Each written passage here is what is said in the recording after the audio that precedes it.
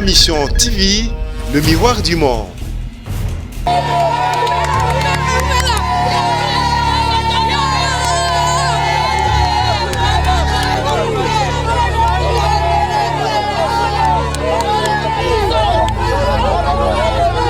Ça souffre la santé. Ça peut être maladie parce que ennemi liboso ya santé ça bosoto.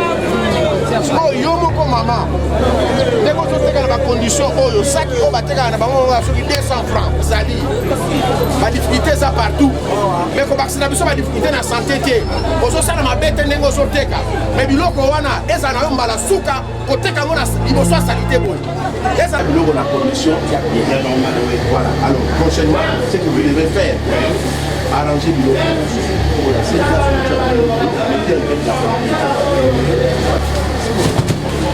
Comment les mieux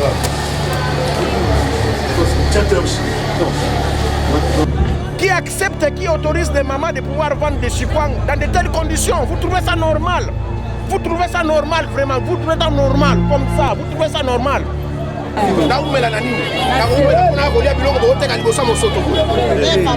Ozoye melangana ya kokufa seko na seko, nakundanga seko na seko to na umela. La pesi message oyo. Bino nyonso bozoteka na rigolo. Place au terrasse ezali. À partir de Martina mona biso. Kinoa kenelia kwanga boye. Et puis kwanga ngo bat bavani likola kwanga. Et nous disons non. Nous disons non. S'ils continuent comme ça, s'ils acceptent des histoires pareilles, les deux bourgmestres seront sanctionnés. C'est vrai.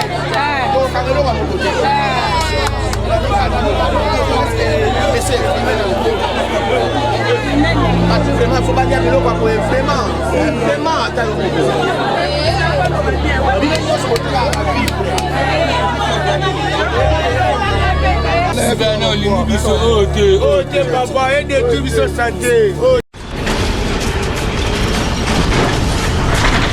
Ma Mission TV, le miroir du monde.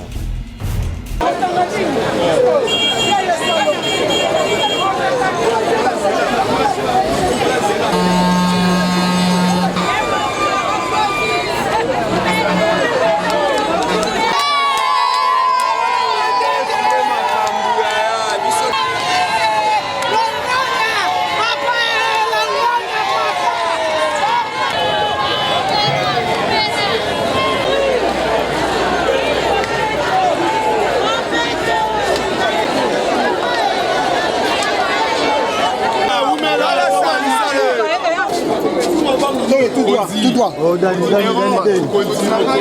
y a pas plus. Ok, tout droit.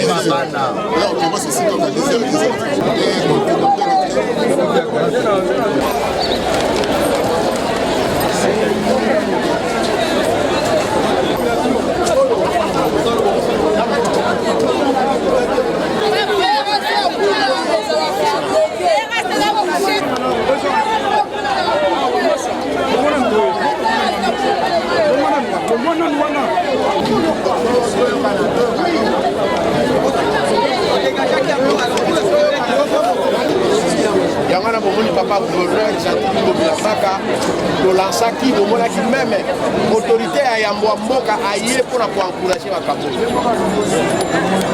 Salité kozala nanu te gouverneur aya, kozala nanu te bourgmestre aya, mais yo mona place na okoki kobanda déjà. Parce que la place où nous sommes aujourd'hui, bato mosusu bakomi koya kosomba maladie na kati ya wenze. Parce que toujours pas dans la place où ils ont besoin de ça complété. Fulo nyonso ezali awa tolandaki yango na télévision. Kala talaki yango na lingala facile na landi yango tikozolela. Et papa gouverneur lobi na réunion alobi amona sufulu wana te. Tobengi DG Araskin, toyebi setina bituka. Donc nena yali awa na ekotala osala nini esalameli. Mais l'État a mosala na ye, population pas na mosala na ye. La nyonso l'État te. Alors tolingi samedi na kozonga lisusu awa. Bomoni nazana bourgmestre awa bosala tout bodéboucher la collecteur oyo po permettre mai eleka malamu parce que mai oyo ndenge evandi boye tala bosoto ndeni il faut bobanda kosala parce que déjà salité boye voilà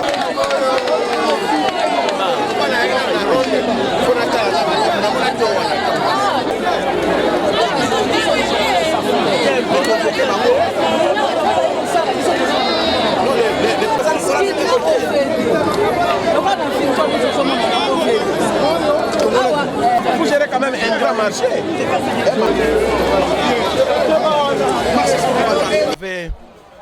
Une grande montagne des immondices. Nous avions suivi tous à la télé et puis les deux bourgmestres nous ont appelés pour nous dire qu'ici, on n'a qu'une seule ville qui s'appelle Kinshasa. Voilà. Donc il y a un moutounionso à Sengeli, Koyebake, opération Kinbopeto, c'est une philosophie. Il y a non na salité, oui na propriété parce que ennemi à Yambo, il y a santé na biso et salité. Dans la place où ezaki ngomba monene.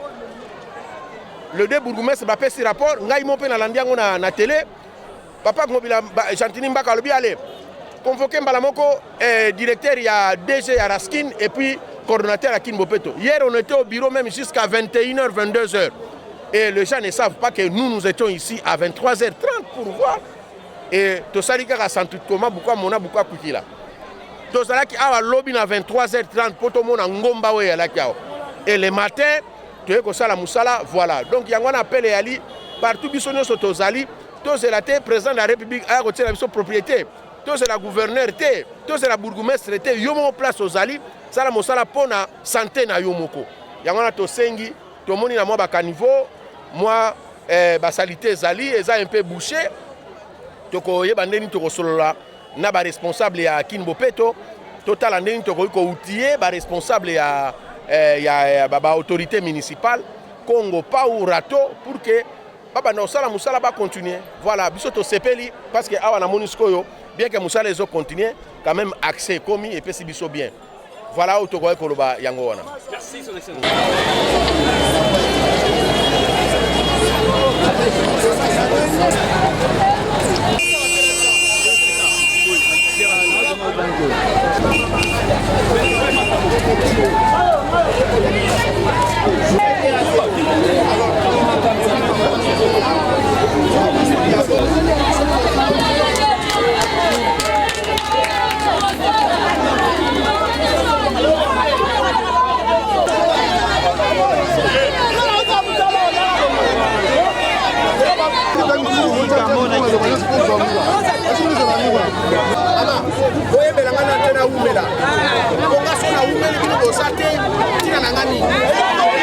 Thompson côté quand on dit ça boye vraiment bino ba sombi bozo mona teke o eza crime bino ba sombi bozo mona teke côté crime eza crime papa oui mais maman chango la kacha base papa crime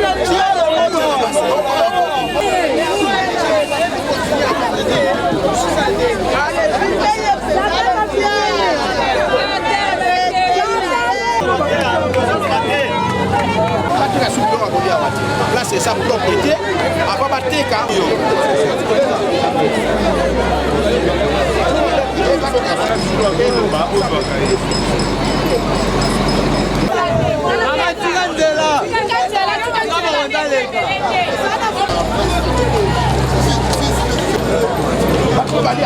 allez, passe à nous ça la bio. Allez.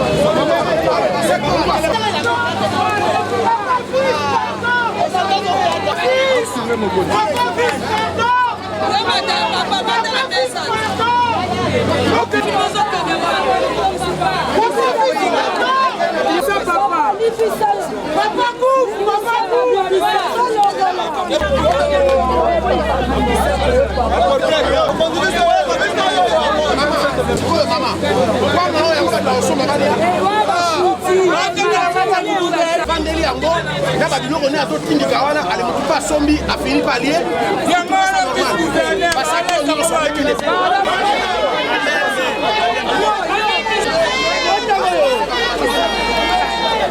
basaka nyo so ekene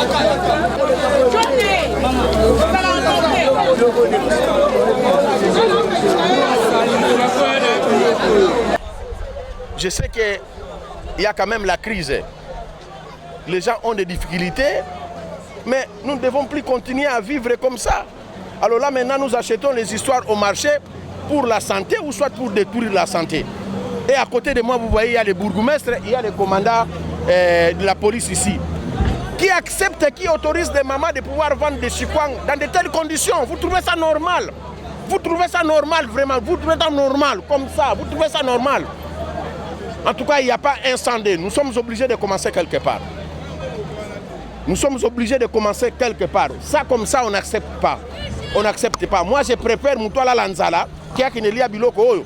Maman zoteka kwanga avant de koloa ça qui a roté la kwanga. Est-ce que vraiment batu faut balia kwanga boye? Batu balia kwanga boye. Batu faut balia kwanga boye. Ba Kinois en présence du bourgmestre, en présence de la commission major, il y a police. Batu faut ba connait ba Kinois botala, biso ba condition salarié ça la nango le côté.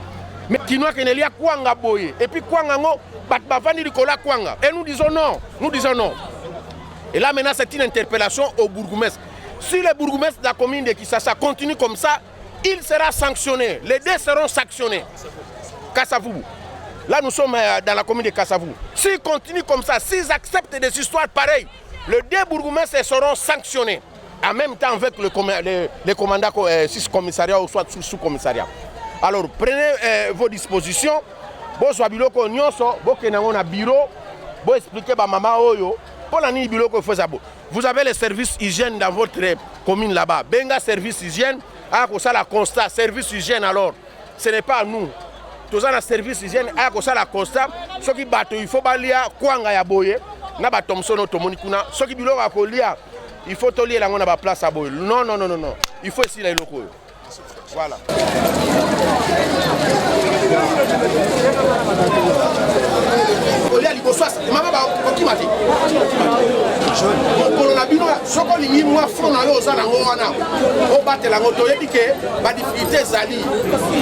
difficulté ça partout mais ko bakina biso ba difficulté na santé te ozo sala mabete ndengo zoteka mais biloko wana eza na mbala suka koteka ngona liboso salité boy eza mardi ta una ozonga suswawa e ko sala conseil te mardi ta una zozonga wa eza conseil te boy to ko négocier te biloko ko lia boko teka ngo boy bat bazo ko somba santé to bazo ko somba maladie que ça soit pour la dette le la peste bino toli vous mettre Razalia what commandant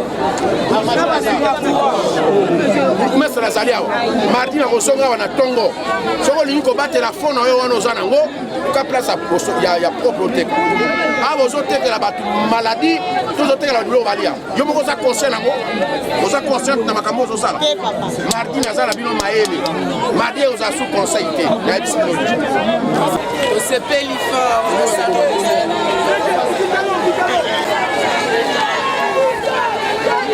Maman, la éducation, nous sommes dans la difficulté. La éducation, c'est la difficulté. Mais alors, il y a une chose qui est soso, oni, awa tukolo, na zo la devant pour messe. Martin na kongo na moyawa, eza susu ba ba conseiller. Le quoi bon ni rango. Ba kazo ko so mabilo ko ya ko so maladie awa.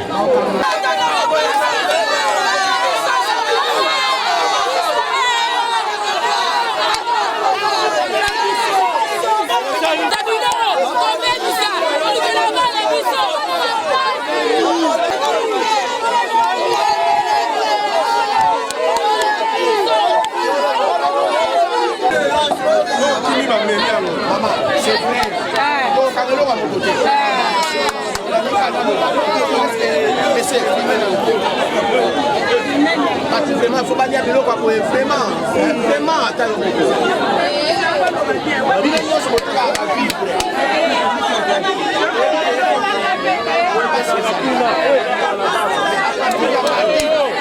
Place à bien voter la personne a été tout le monde pour négocier ce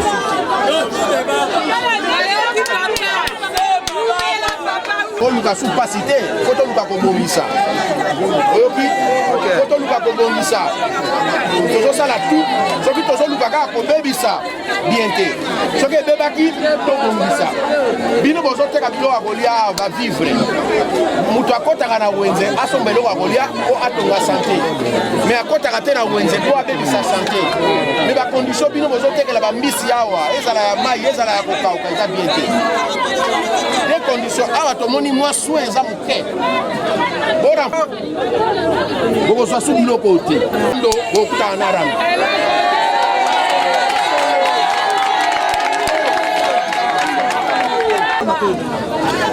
c'est petit.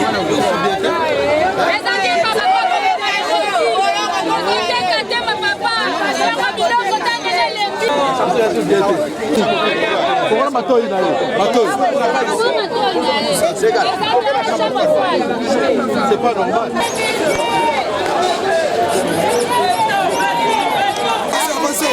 Avancez.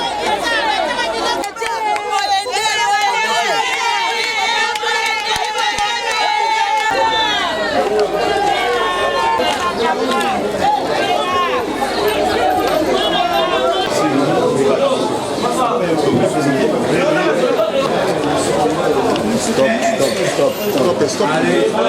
Mais en détail ou en gros? Souvent en détail. Mais vous êtes quand même une chambre de privé. Non, mais attention pour la maladie. Non, mais il faut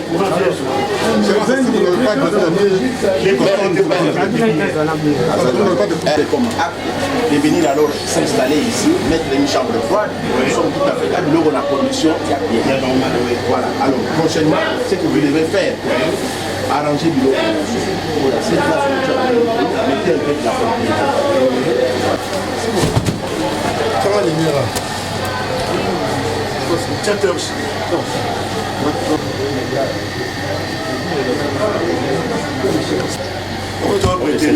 Alors, essayez un peu de mettre la sécurité. Essayez un peu d'arranger. Moi, je vais revenir encore ici les mercredis. Oui, merci.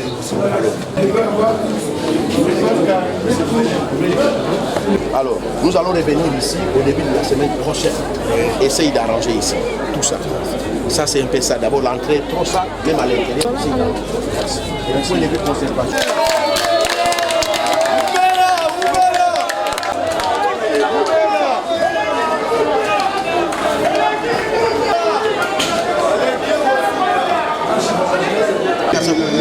Acheter des histoires dans des conditions, des histoires à manger. Et vous ça pour la santé. Vous ça pour sa maladie parce que ennemi liboso ya santé za bosoto.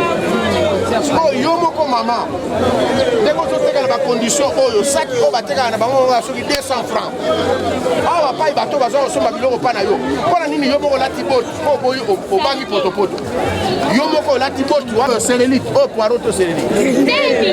Donc ndembi oyo azana besoin bot te kwa nini te combattre na mwesa likolo. Boye vraiment. Tolobi boye ndoko ya. Bate la fona oyo na yebi kezo sunga libota. Ouais. Mais est sunga libota te. Toi na full Maman, olobi ata maman ata bino mo penza. Osa même pas na grand mon frère. Aya, ils sont à partir la quinoa. Vous comprenez? Ma mission TV, le miroir du monde.